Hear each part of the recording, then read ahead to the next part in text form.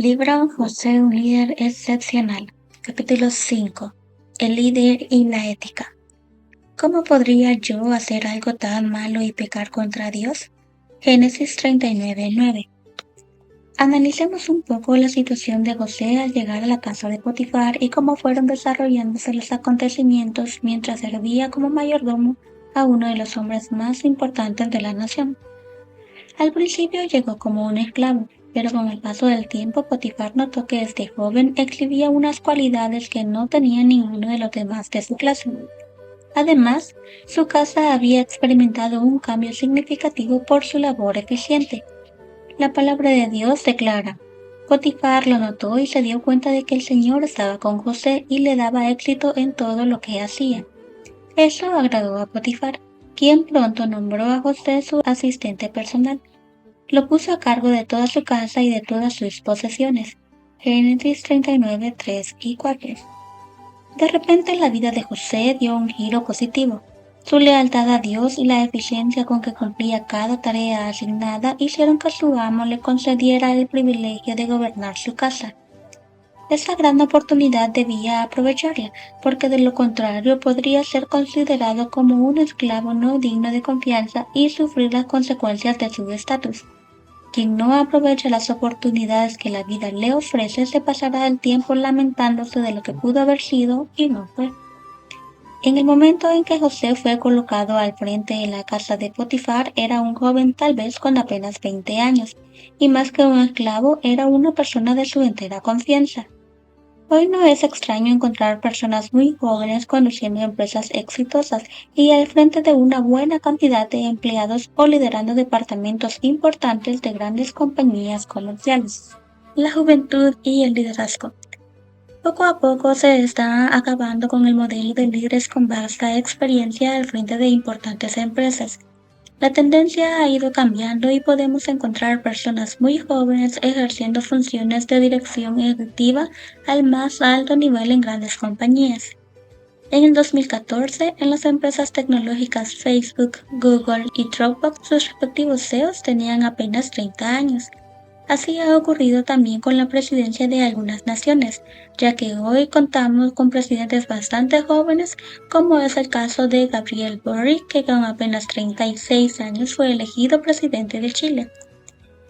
Hoy podemos encontrar a jóvenes ocupando todo tipo de funciones en la sociedad.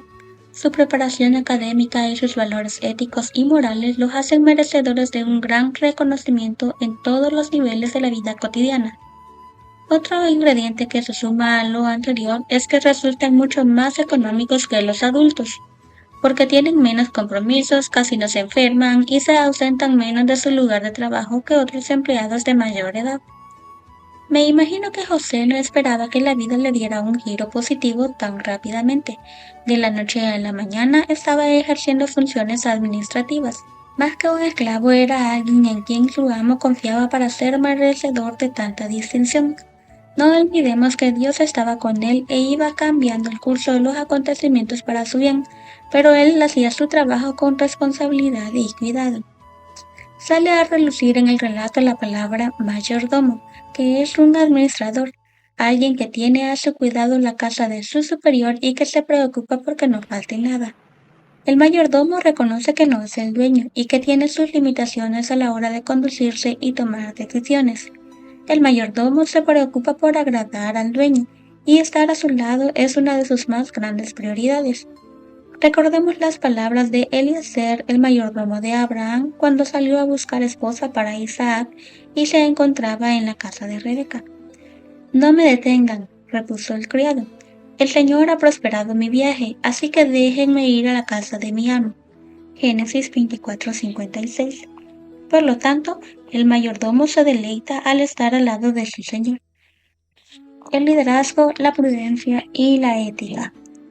Una de las grandes cualidades de los líderes es la prudencia. Saben cuándo entrar, cuándo salir, cuándo hablar y el momento en el que deben guardar silencio. Los líderes, además de prudentes, son éticos, guiados por principios y valores morales, capaces de realizar su trabajo de manera correcta, cumpliendo con los parámetros establecidos en su descripción de funciones, trabajando para el cumplimiento de la misión institucional y respetando las políticas organizacionales. La ética estudia el comportamiento de las personas en los ambientes laborales, ya sea de manera personal, grupal o a nivel gerencial. Este comportamiento puede propiciar conductas positivas o negativas. Cuando la conducta ética es positiva, beneficia a toda la colectividad. En cambio, cuando ocurre un comportamiento no ético, puede generar resultados desastrosos con grave impacto social, institucional y personal. Por lo general, las grandes empresas tienen un código ético propio que las rige. No hace mucho estuve repasando el código ético de la policía de un país latinoamericano y observé cómo definían la conducta que debían exhibir sus integrantes. Por ejemplo, un superior ha de tener respeto y consideración por su subalterno, así como respetar las normas de conducta morales y evitar actos de corrupción, entre los que se incluye recibir sobornos de personas y empresas. Este código parece interesante y me imagino que tomó mucho tiempo prepararlo, pero lo difícil es llevarlo a la práctica por un número considerable del personal. En esa institución se cuestiona el comportamiento ético y moral de muchos de sus miembros, en todos los rangos, lo que pone en entredicho sus principios y la capacidad de la cúpula para hacer que se cumplan sus postulados, ya que ellos mismos se convierten en los principales infractores y no tienen calidad moral para aplicar la debida disciplina. José se regía por normas y principios que garantizaban el éxito en su nuevo empleo. Su aparente fracaso no fue el resultado de su error, sino de la maldad de una mujer despechada. A veces, las consecuencias son las que llevan a los individuos a regirse por normas de conducta elevadas. En cambio, aquellos que se rigen por principios no lo hacen por las consecuencias, sino porque ese es su método de actuar. Como dijimos anteriormente, el joven hebreo reconocía que su mayordomía tenía limitaciones y no se iba a exceder. El relato nos dice que le fue entregada la casa con todo cuanto tenía. Eso no significa que podía tener libertad para disponer de todo lo que había o de apropiarse de pertenencias que eran de uso exclusivo de su señor. Debía ser comedido y reconocer sus límites. La ética define los límites. José sabía que aunque la esposa de Potifar le pidiera estar con ella, no podía atravesar esa línea porque no era de su pertenencia, le pertenecía a su amo, e intentar hacer algo en ese sentido lo pondría en una condición de vulnerabilidad. El riesgo era tan grande que podía perder la vida y ofender a Dios. Por ello, José fue enfático con ella y le dijo: en esta casa nadie es más que yo. Mi amo no me ha negado nada, sino solo a usted, pues es su esposa. Así que, ¿cómo podría yo hacer algo tan malo y pecar contra Dios? Génesis 39:9. Una persona ética reconoce sus límites. No solo los reconoce, sino que no se pasa de la raya. A muchos no les importa lo que pueda pasar y viven su vida como chivos sin ley, para luego tener que lamentarse de los resultados de sus decisiones. Todo lo que se hace debajo del cielo tarde o temprano se sabe. Por eso es mejor hacer lo correcto para no tener que vivir de los lamentos en el futuro. José tenía el privilegio de moverse libremente en la casa de Potifar. Podía entrar y salir a cualquier hora. Era un hombre de confianza. Pero sabía que no podía violar esa confianza depositada en él. Un paso en falso sería catastrófico. No hay nada que duela más que la traición. Ante tal cosa, las personas son capaces de perder la razón. Y es mucho peor cuando ésta proviene del círculo íntimo o de alguien muy cercano. Las consecuencias pueden ser demoledoras. Por ello, nunca se debe traspasar el límite. La ética impacta la toma de decisiones, es la guía que rige todo el entorno organizacional y personal.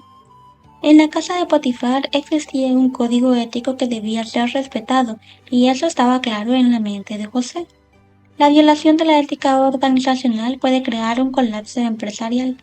En la actualidad existen muchas organizaciones totalmente desacreditadas porque sus integrantes, sin ningún tipo de contemplación, violan constantemente sus principios éticos y morales, y el precio a pagar a menudo es muy alto. La violación a los principios éticos trae consecuencias. Cuando los subalternos se dan cuenta de que desde los niveles superiores se violan los principios éticos, se sienten tentados a hacer lo mismo. Recuerdo una institución bancaria que abrió sus puertas y en pocos años comenzó a posicionarse en el mercado, pero las prácticas corruptas de la cúpula la llevaron al fracaso. Uno de sus gerentes, al darse cuenta de lo que estaba pasando, también quiso tomar un trozo del pastel y se llevó una suma considerable de dinero. La quiebra financiera de la empresa dejó a decenas de personas sin empleo, cientos con pérdidas cuantiosas y sus principales ejecutivos en la cárcel pagando por sus faltas. Las prácticas deshonestas siempre van a afectar negativamente a alguien. Cuando se evaden los impuestos, el gobierno cuenta con menos fondos para financiar sus proyectos de desarrollo y de atención social. De igual manera, cuando un padre comete conductas antiéticas y la familia lo sabe, es muy probable que sus hijos imiten sus acciones. Muchos de los divorcios son el resultado de la violación de las normas éticas y morales de la familia, y como resultado, los hijos son los que pagan más las consecuencias. Estuve leyendo un artículo en el que el autor decía que los jóvenes de hoy son más éticos que en cualquier otra época. Cuando los jóvenes asumen responsabilidades, tratan de cumplirlas y quedan bien en todo cuanto se les asigna. José estaba en un ambiente secular y es muy probable que a su alrededor se llevaran a cabo prácticas deshonestas, pero los principios enseñados por su padre en su infancia no le iban a hacer claudicar. Sabemos que era difícil, pero su fortaleza moral era más fuerte que todo. Cuando se habla de ética, se habla de carácter, que es una cualidad que tienen las personas con principios. Una persona con carácter moral no se deja sobornar ni chantajear por nadie y huye antes de sucumbir en cualquier práctica corrupta. Una persona con carácter reconoce que sus decisiones afectarán a alguien, por eso se asegura de hacer lo correcto en cualquier circunstancia de la vida. El carácter está relacionado con el desempeño de acciones correctas que beneficien a la empresa, a las personas, a la familia y a la sociedad en sentido general. La ética permea todos los aspectos de la vida humana y está relacionada con las acciones que se ejecutan de acuerdo con el criterio de lo que es correcto o incorrecto. Se ha dicho que quien dirige es la persona más visible en una institución porque aunque no esté exponiéndose, sus acciones impactan a los de adentro y a los de afuera. No obstante, es mucho más que eso. Su comportamiento puede afectar el desempeño organizacional de manera positiva o negativa. Internamente son un referente para sus empleados y externamente modelan la conducta corporativa y venden una imagen de lo que es la empresa. El respeto a los principios éticos nos hace mejores ciudadanos. La ética contribuye a mejorar la vida humana y a respetar a los demás. Precisamente eso fue lo que hizo José. Aunque su amo estaba ausente, él lo respetó como si estuviera presente. Su norma de conducta no se limitaba a que alguien lo estuviera vigilando para hacer lo que sabía que era correcto. Era una persona transparente por delante y por detrás. Eso dice mucho de quién era. Cuando era adolescente tenía un amigo con el que conversaba mucho. Una noche de luna llena, de repente saqué las manos de los bolsillos y se me cayeron unas monedas que guardaba. Mi amigo me ayudó a recogerlas. De pronto sintió la tentación de quedarse con una sin que yo me diera cuenta, pero me la entregó y me confesó. Sentí la tentación de quedármela, pero algo dentro de mí me decía que no estaba haciendo lo correcto. Le propuse que la tomara, pero él no aceptó. En el día a día tenemos que tomar decisiones que envuelven cuestiones éticas y la forma en que actuemos determinará nuestros valores morales. Sabemos que José fue a la prisión por hacer lo correcto, pero Dios recompensó su fidelidad y le garantizó estabilidad permanente. En vez de quedarse como un mayordomo en la casa del capitán de la guardia egipcia, Dios lo estaba preparando en el crisol de las pruebas para convertirse en el gobernador de toda la nación. ¿Qué lección tan valiosa podemos aprender de la vida de este joven? Nunca debemos abandonar los valores y principios morales que hemos aprendido. Estos nos darán paz mental, nos evitarán cargos de conciencia y nos convertirán en un referente para los demás. La vida se vive mejor cuando podemos tener la seguridad de que Dios vela nuestros pasos a través de la conducta que exhibimos en público y en privado. Un mal ejemplo puede dañar la imagen y causar pérdidas irreparables. Hace unos años se produjo un escándalo en la tienda minorista más grande del mundo. Me refiero a una sucursal de Walmart en México. Uno de sus principales ejecutivos pagaba sobornos a funcionarios del gobierno federal con el fin de expandir el negocio por todo el país.